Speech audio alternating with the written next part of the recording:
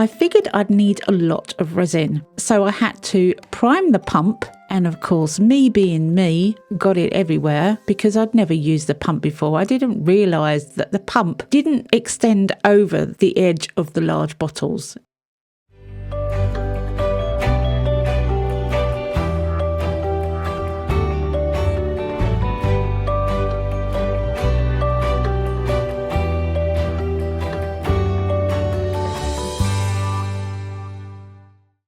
Hiya, welcome back to my channel. It's Wendy here from Toonpish Crafts, and I hope you're doing okay. Now, for the last 4 or 5 years, I've had several attempts at trying to make crystals. Now, I understand the principle, and there has been a lot of people out there doing videos on making crystals, so this is not the first by any stretch of the imagination. But I've tried so many times and failed. And I think it's because I've been getting the wrong type of crystal stuff. So now I'm going to try again, and hopefully at the end of this video I will have made some kind of crystal effect. That's the plan. What's my chances? So many failed attempts, by the way. So many failed attempts.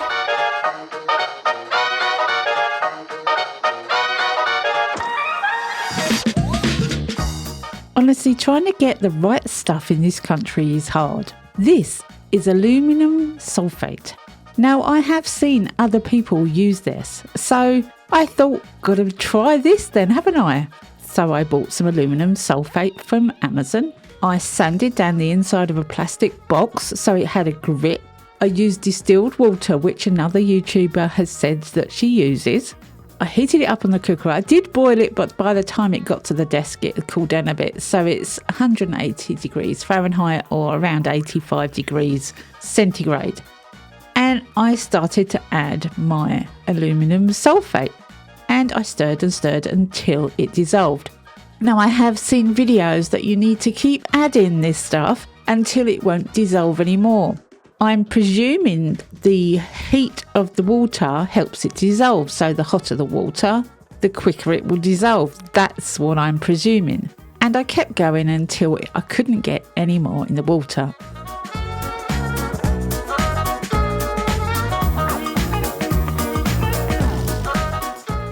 Now, the plastic tub is sanded, it should have a grip, and I have scored the bottom with a knife to try and give it some more grip. I pour in the water solution, and I have some leftover solution, so I used a plastic tub as well. And I started to get crystal type effects, and I was so excited. I really thought this was going to work. But after a week, all I got was sludge. Honestly, I really don't know what it is or where I'm going wrong. Now, I have heard people say you need to add a seed, so perhaps that's what it was. Perhaps I didn't add a seed. But although it started really well, it never went anywhere. So I had a flat piece with no crystals hardly at all. And it just wasn't working. It just didn't do anything else. So that, in my opinion, is another fail.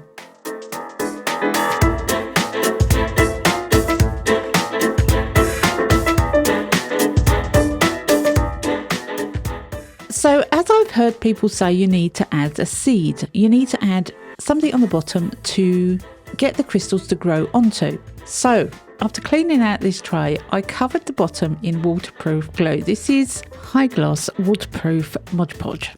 And I'd figured I would glue down some grit. Now, I do have in my stash of goodies some grit that is meant to go in the bottle of fish tanks, and it is clean and it is grit.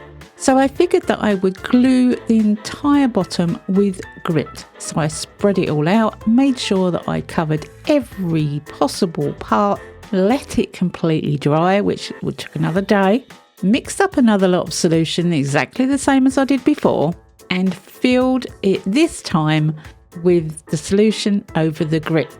Now again, I had no idea. I've heard this term seed. I'm presuming it's a bump I don't know what else the seed, in inverted commas, could be. Could it be you have to put a crystal in it to start a crystal? I don't know. But I'm trying this out so that you can learn from my mistakes, and boy do I have mistakes. Honest to goodness, I've tried this so many times in the past with all different solutions, and this time I'm determined to keep going until I get it right, or at least something. This was going well until I realised that it was not. All it did was form a flat surface, so this solution is not working for me.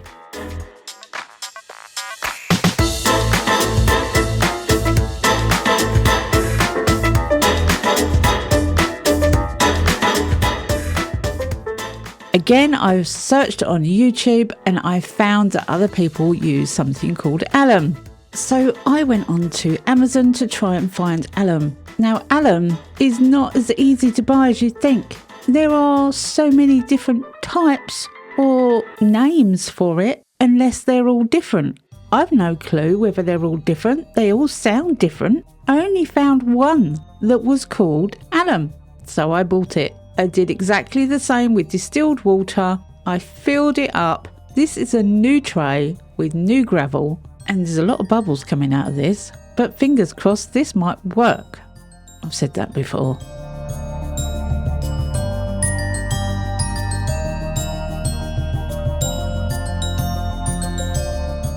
Now, it's worth mentioning here that this was made in the hottest week in the UK so far. We are talking temperatures of around 28, 29 degrees, which is hot for the UK, by the way, and I was on holiday, which was really cool. But because of the heat, it didn't take that long to crystallise. I only left it a couple of days.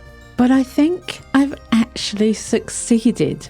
It doesn't look anything like I wanted it to, but it'll do. It's crystal. It's not what I wanted, but it is crystal. You can't deny that.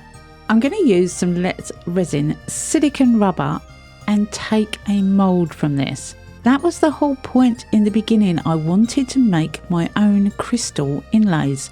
That's why I chose a flat area to make a thin inlay. Now, as I was pouring 70 mils of silicone on this tray, I realised there are a lot of high points and a lot of low points. So 70 mil of silicone was not going to cut it. It was not going to cover the crystal. So I made another 70 mil and it still didn't cover it. Now, I like my inlays to be really thin. So as I'm pouring more silicone, I'm realising this is not going to be a thin inlay. This is going to be a really thick mould. This is 210 mil of silicone.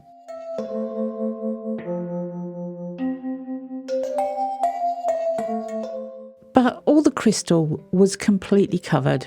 So now it's time, the following day, to take out the silicone inlay. And I'm just fingers crossed here that I can get it out in one piece. And actually, it was really quite easy. There was a lot of crystals embedded in the silicone, but it came off the crystal sheet really easily and it was really nicely cured. So my worries about it not curing were invalidated. Is that the right word? However, I now had to get all the little tiny piece of crystals out of the silicone inlay itself, or the silicone sheet, or the silicone mould, whatever you want to call it. I had to clean it, and that did take quite a while, and I got blooming crystals everywhere. But once it was cleaned and all the crystals pieces were out, I had a nice silicone crystal mould.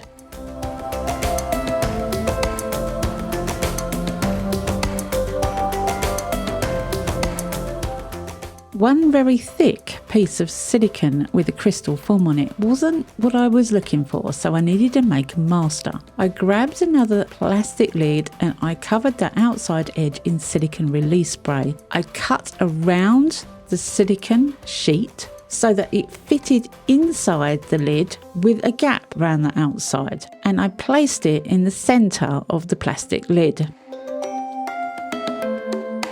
I then went and got some resin. Now this is Resin resin. They've sent me some with pumps. I'd never used the pumps before, so I was quite excited to use the pumps. I figured I'd need a lot of resin, so I had to prime the pump. And of course, me being me, got it everywhere because I'd never used the pump before. I didn't realise that the pump didn't extend over the edge of the large bottles. You need to hold the cup up to the pump, otherwise it goes everywhere.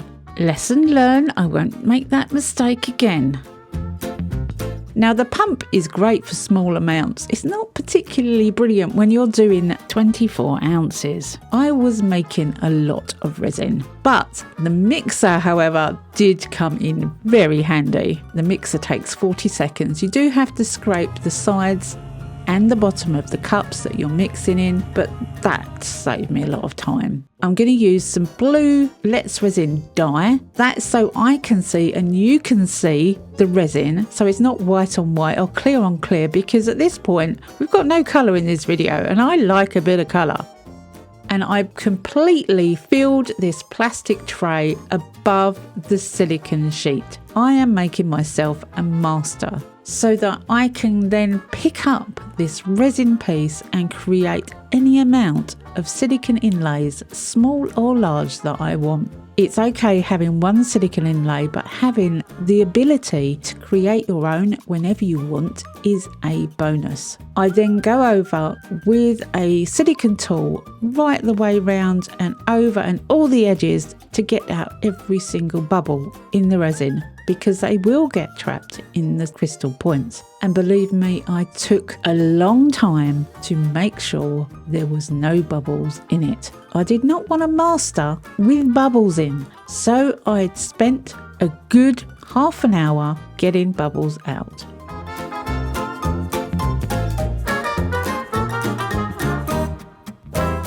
By this time, the project had taken me a good couple of weeks, believe it or not, with one thing or another. But it was finally the day I could take the resin out of the plastic lid. And I was thinking, is this going to be easy? It fell out. Honestly, it was so simple.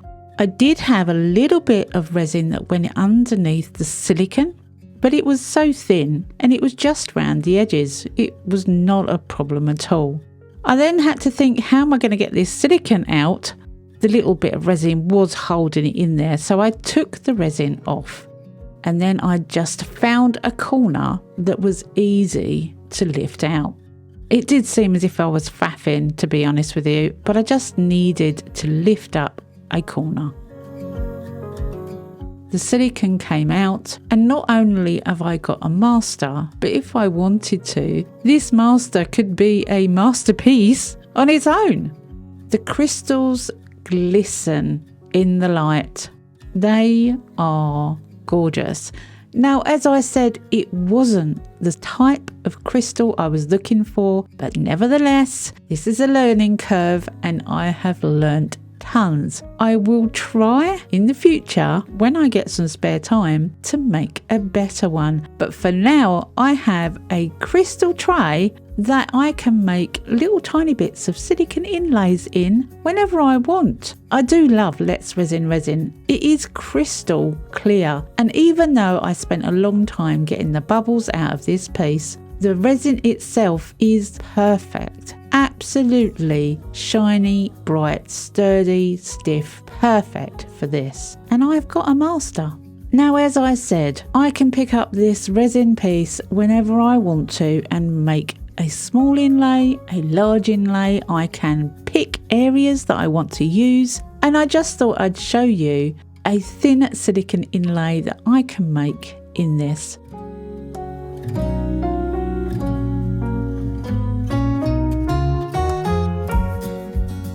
Now, this is my type of thin inlay. It's the thinness that I prefer when I'm using inlays. I've got it sitting on the Let's Resin levelling table so that it will be perfectly flat. If you have an inlay that is too thick, it's going to take up the area of your mould and it will leave a huge area in your resin. Now, of course, there are going to be times when you want a large inlay, but for me personally, I like thin. Even though this inlay will have holes in, because of the bumps on the mould. It's still an inlay I can cut up into pieces. I can use little bits of, I can use larger pieces of, and when I can find a corner I can pull up from, I can take it out and I have a thin inlay to use. Well, I hope you've got something out of this video and I hope you've enjoyed watching it. This video was completely sponsored by Let's Resin, and I want to thank Let's Resin for sponsoring me, and all their links will be in the description box below the video. They will be participating in the Prime couple of days, which is the 16th and 17th of July. So don't forget to check out Let's Resin shop on Amazon during Prime days. It did take a while, but I got there in the end. It may have not been my perfect inlay, but it worked. Anyway, I hope you've enjoyed this one. Come back and see me next week, because you never know what I'm going to be up to. I never know what I'm going to be up to. Have a great week. Happy crafting, and bye for now.